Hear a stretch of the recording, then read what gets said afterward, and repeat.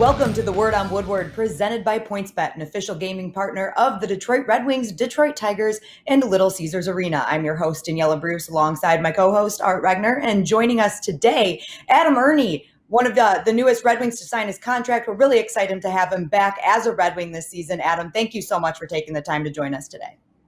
Absolutely, anytime. Art and I were talking a little bit offline. 2020 was a pretty crazy year for everybody, but especially for you. You welcomed not one, but two children in the calendar year of 2020, and they're not twins. So one was born in January of 2020 and then December of 2020. How has that been for you, adjusting to having two little ones around the house? It's pretty wild. It's so much fun, though. I love it. I think it gives me a way to separate, work from being home and just take my mind away from the game. And, they're everything to me. So it's been awesome. A girl and a boy. So you have one of each, which I guess is ultimately what everybody would like to see, at least if you're going to have two children, one of each. But I'm kind of curious, even though they're close in age, are their growth spurts different? Do you see one like advancing a little quicker than the other, and you're telling your son, "Hey, look what your sister's doing"? I mean, how's that all playing out? Well, my daughter's the older one, and she definitely was walking really early, but she's really small. And I think Ty, he's a lot bigger, but he's not necessarily like sitting on his own. And I think Riley was crawling around at this point. We're still working on sitting with Ty, but he's just a monster. So, kind of opposites. So you haven't put skates on either of them yet, I'm assuming. I did. I put them on Riley. Oh, that's awesome already. How'd she feel about it? Good. I just wanted to have fun. I took her out for like 5 minutes, just skating around. Just wanted to get her on the ice. Yeah. All right. Well, Adam, now we will start talking some hockey, but that had to be one of the most interesting things about your 2020. So like I said earlier, you recently signed a deal with the Red Wings. It's a 2-year deal, so you're locked in for the next 2 years, and you did file for arbitration, but you were able to avoid arbitration. Can you just walk us through the process of what it was like to get to the deal that you ultimately did sign? Yeah, I don't think either of us were really in a rush. I knew everyone had time, and just the filing for the arbitration, just kind of standard in case you can't get it done. I know both sides were, hoping to get it done, and we really weren't too far apart. I don't think either of us really thought we were going to go to arbitration. So I'm happy we didn't have to, but I think it's a deal that, both sides are happy with. Can you talk about your relationship with Steve Yzerman? I mean, some of us who've been covering the Red Wings for longer at my point now than I care to admit. I mean, I've known Steve since he was a player. So, so I actually know him. And my point being is that he drafted you, he traded for you, and now he re-signs you. When this conversation's over, you're just going to pick up the phone and say, "Hey, Steve, what's going on? How's your day going?" I mean, do you have that kind of relationship with him? Because I would imagine out of all the Wings, you might know him a little bit better than most of these guys. Yeah, I mean, I definitely have all the respect in the world for him. I just love the fact that he's just honest and you know where you stand with him. And he kind of lays his cards on the table as to what he wants from you and the work ethic that he expects. And I think if you do that and, you hold up your end of the bargain, I don't think you can really go wrong. So, like I said, I just appreciate the fact that you know where you stand with him, and he's tough, he's hard, he's honest, and he's fair. And I think that's all you can really ask for. Adam, when you mentioned him laying out his expectations for you, and he's very upfront about it, you led the Red Wings in scoring last season, in goals, I should say, last season. So it was a bit of a breakout season for you, and now you have this new contract. What have you talked with Steve about, what his expectations are for you heading into this new deal? Well, I think it's just, consistency and making sure, you can follow that year up. It's probably about as good of a year as I could have hoped for after the year before. But again, it's, not being complacent and, just making sure you're climbing up the roster and, just making an impact every night. And, whether it's, with points or not, I think, I can have an effect on, the game, not just with points. So, I think the way that I felt last year, I never really want to go back to not being on the power play and whatnot. So that's definitely going to drive me to be better every day. Yeah, I want to talk to you about the power play. You had 3 power play goals and 3 power play points, or 3 power play assists. So that was 6 power play points, which honestly on this team is great. But I also want to ask you a little bit about, and I'm not trying to make excuses for you, but many guys that I've seen that were traded to Detroit, that first year of being a Red Wing, there's an acclimation not only to the team, which actually you kind of acclimate yourself pretty quickly because you're all hockey players, but maybe to the city, that environment. Even though you're an American and you're from Connecticut, was there an adjustment period to living in Southeast Michigan for you that first year? I don't know. I mean, it wasn't my greatest year. There's really no excuses for that. I don't think, a lot of guys were in the same boat. But at the end of the day, when, you're not putting the puck in the net and not getting points and not getting wins, it just is what it is. It's our job to do that. So when we're not, there's not much of an excuse, but it was definitely an adjustment to a new team and whatnot. New city, moving the family there. So it definitely was an adjustment, but like I said, at the end of the day, that's our job. So we got to go out there and do it. Steve Yzerman has made some moves this offseason, Adam, and one of those was acquiring Mitchell Stevens from Tampa Bay in a trade. I wanted to know, do you have a relationship with Mitchell because you both spent some time in the organization during the same years? And then also Vladislav Nemetsnikov, obviously you have a relationship with him too, and I hear it's a pretty good one, even though we didn't get to be around you guys this year. And again, Art and I just talking back and forth, you, Mitchell, and Vladdy could very well be a line next year, and all of you coming from the Tampa Bay Lightning. So just talk about the familiarity with those guys. And Mitchell Stevens, if you do have a relationship with him, what can we expect to see from him?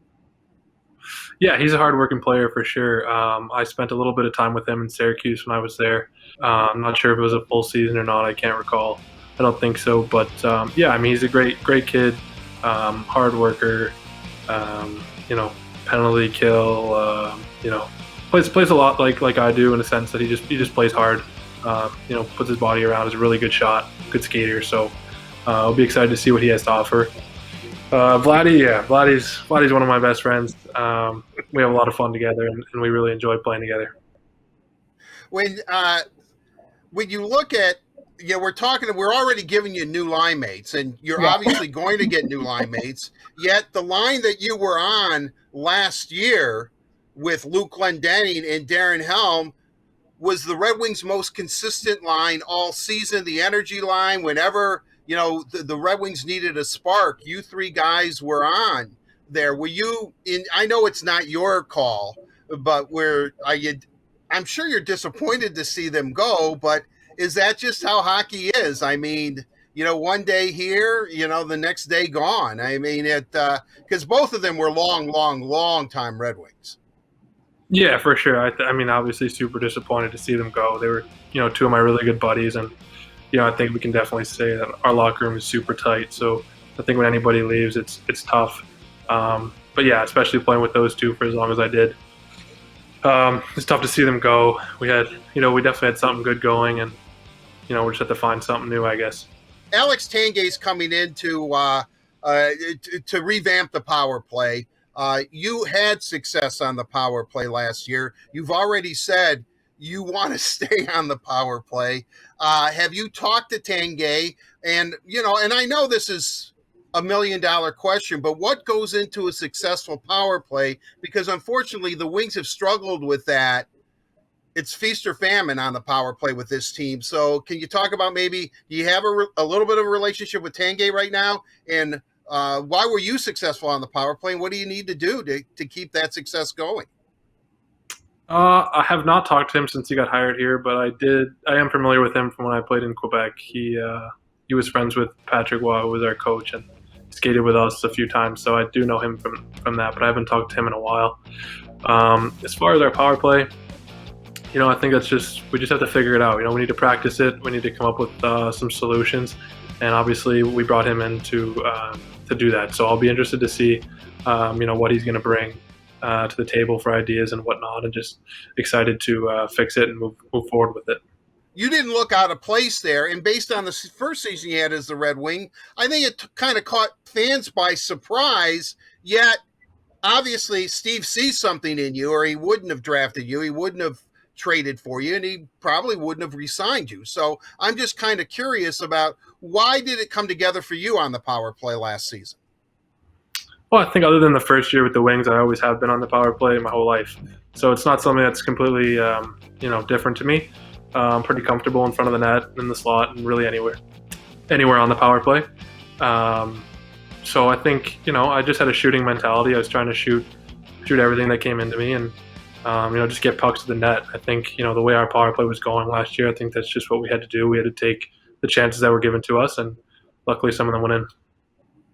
I know you're from Connecticut, as we said, and I know you played for the Indianapolis Ice, the USHL, and then Quebec, where Patrick Roy, by the way, not a real popular guy here in Detroit, Adam, but your coach. We're not holding it against you. We're not.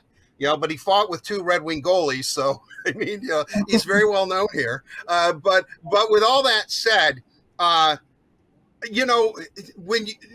then I read something about you're from Connecticut, but you played hockey in California. I mean, you crossed, yeah. So you would think, and I have nothing against California hockey because I think Chris Chelios invented it. But with that said, why does a kid from the East go to the West to play hockey? What was going on there? So they had a really good team. The LA Selects was a really good team. They'd won the national championship, I think, the year before, or lost in the finals maybe. And one of their coaches, remember, Eric Comrie his dad. Yeah, his dad was one of the coaches, and he asked my dad if I'd want to be out there and play, and I ended up living with him for 2 years playing out there. We won a national championship together, and we had a lot of good players. Trevor Moore was on that team, who's with LA now. We had Chase DeLeo, who's with just got traded to New Jersey. We had Eric, Scotty Savage, who's in the East Coast League now. So we had a lot of good players on that team. All right, Adam, I have to ask you. I've seen on Instagram you have 2 really cute dogs, and I have to get, what are their names again? Nala and Simba.